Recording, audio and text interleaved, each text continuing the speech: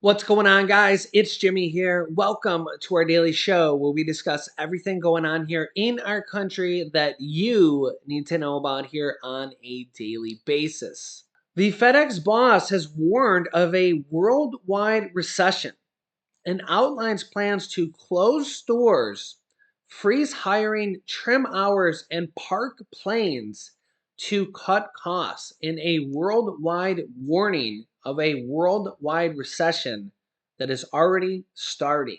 FedEx's CEO said he thinks the world is heading into a recession. The company reported disappointing earnings, blaming reduced package demand and worsening economic conditions. FedEx will cut costs by reducing flights, closing 90 retail locations, and trimming hours. The CEO says we are barreling towards a global recession. This is because FedEx and other companies are facing a decline in shipments around the globe as macroeconomic trends significantly worsened later in the quarter. And they reported earnings of significantly below analysis consensus, showing that the economy is slowing down in the US and around the world. FedEx's stock shares were down 21% on Friday alone after the news announcements of this, showing that we could be in for a much deeper recession or even worse, global recession than many people predicted. UPS was also down, not as much, but nearly 5% as well, even on FedEx's news, not even on UPS's news, just on another company's news. So this goes to show you how bad things are getting. Things are really starting to heat up here before the midterms. A lot of controversy already starting to happen. The migrants sent by Republican Governor Ron Desantis to Martha's Vineyard to Massachusetts, the migrants have now been relocated to Massachusetts military base after the migrants said that they were misled. The migrants themselves said they were misled and said that they were going to be given jobs and shelter and food, and they were just dropped off. So you guys can let me know your thoughts here in the comments, but those are the statements from the migrants. Massachusetts Governor Charlie Baker, Democrat, announced on Friday that the state would move the nearly 50 migrants sent to Martha's Vineyard to Joint Base Cape Cod. Quote, today the Baker-Polito administration announced new shelter and humanitarian support at Joint Base Cape Cod for the approximately 50 migrants who arrived in Martha's Vineyard this week, the governor said. The office shared that the Massachusetts Emergency Management Agency is working to provide food, shelter, and other essential services for the migrants who were sent to Massachusetts by Florida Governor Ron Desantis. DeSantis flew the group of migrants to Martha Vineyard on chartered planes in an effort to make a statement about the liberal immigration policy, which he and other Republican politicians say encourages people to immigrate to the U.S. illegally. The rumored 2024 presidential hopeful is joining the efforts of Texas Governor Greg Abbott, who has bused migrants to Democratic-run cities, including Washington, D.C., New York, and Chicago this year. The JBCC will provide a dedicated space for the migrants to access legal and healthcare services, according to Baker's office. JBCC has historically housed and cared for displaced individuals, including Louisiana residents fleeing from the impact of Hurricane Katrina, as well as alternative care medical site for Massachusetts residents during the pandemic. The governor's office said that the migrants would be voluntarily moved from Martha's Vineyard because the island communities are not equipped to provide sustainable accommodation, and they developed a plan to deliver a comprehensive humanitarian response. As I said in a previous video, Martha's Vineyard is kind of an island that you have to take a boat to get to, and it's kind of shut off.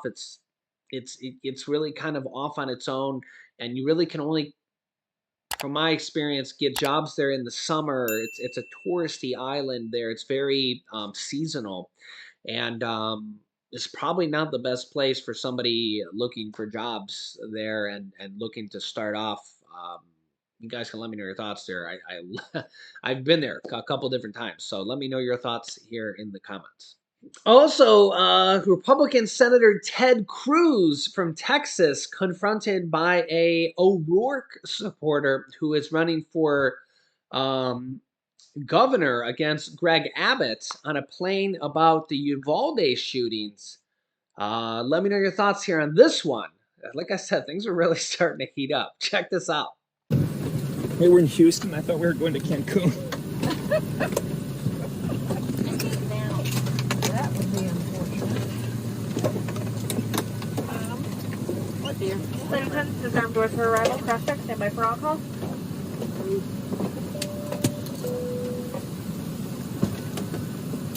Senator, thank you for everything you've done since Uvalde. Thank you for everything you've done since Uvalde. All those podcast episodes must have raised a lot of money for you. Just yesterday, I tried to pass the most significant school safety bill that's ever passed. Why did you vote against the party? gun bill? Objected to it. You tried to pass it? What work were you doing? How did you have time when you were recording a shit ton of podcast episodes?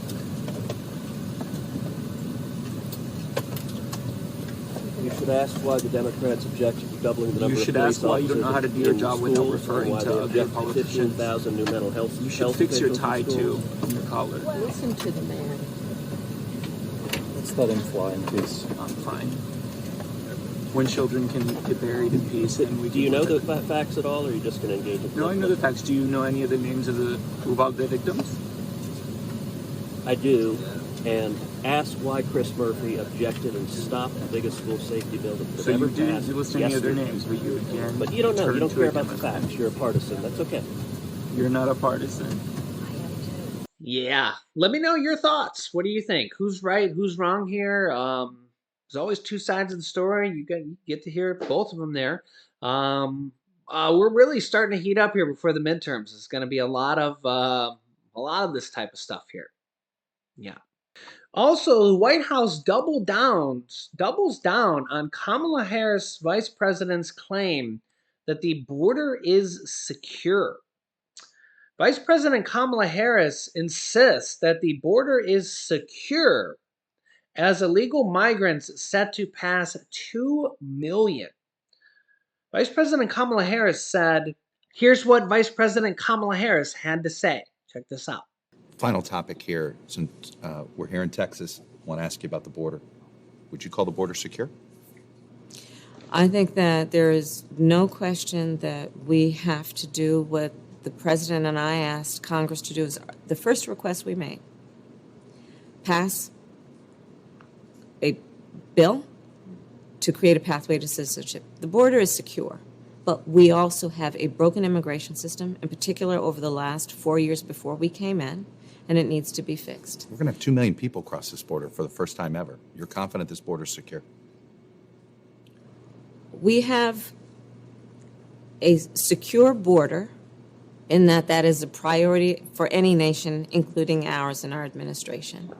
But there are still a lot of problems that we are trying to fix, given the deterioration that happened over the last 4 years.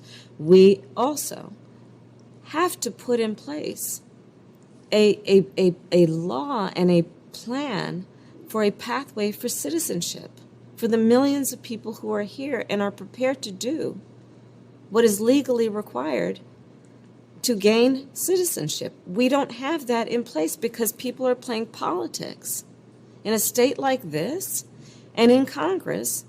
By the way, you want to talk about bipartisanship on an issue that at one time was a bipartisan issue, both in terms of Republican senators and even presidents. Right now, one of our inflationary problems is we don't have enough labor, particularly in the service economy. You're right. A solution on immigration reform that increased particularly lower wage labor could actually have an impact on lowering inflation. How is that not the motivating force to get something done here? I do believe that for all reasonable people are motivated and desirous that we would get something done. I think a big part of the problem, though, is that there's been political gamesmanship with this issue. It's suggesting that it's a zero-sum game. If you want to deal with the issue, there are practical solutions, which include creating a pathway to citizenship, fixing a broken immigration system, dealing with the root causes of why people are fleeing their home when most people don't want to leave home. And if they do, it's usually because they're fleeing some harm or they simply can't take care of their basic needs if they stay. There are solutions. And sadly, this has become such a partisan issue instead of something where we work on it together, agreeing that what we're doing is not working as a nation. It's not working.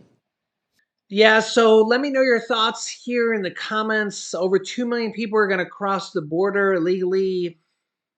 I don't think that anybody thinks the border is secure. I don't even know why she gave that answer. I don't think that's even a good answer. It's a complete nightmare of an answer. The border's not secure. I mean, you know, the immigration patrol down there, they're trying to do the best they can. It's not secure. I mean, does anybody think it's secure? And let me know in the comments section down below.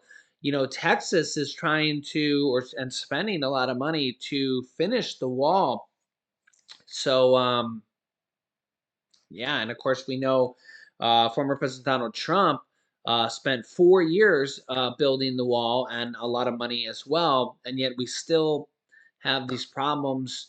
Uh, it's you can let me know your thoughts here in the comments. Of course, Republicans and Democrats have completely different, not necessarily completely different, but sometimes somewhat different point of views on this.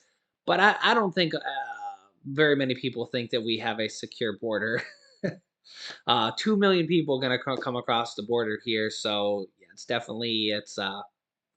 it's a big problem point. But yeah, so a lot of different things going on here in our country. I'll keep you up to date here with everything going on here on a daily basis. I'll link you to some other videos here with checks going out to millions of Americans and Social Security raises you can watch next.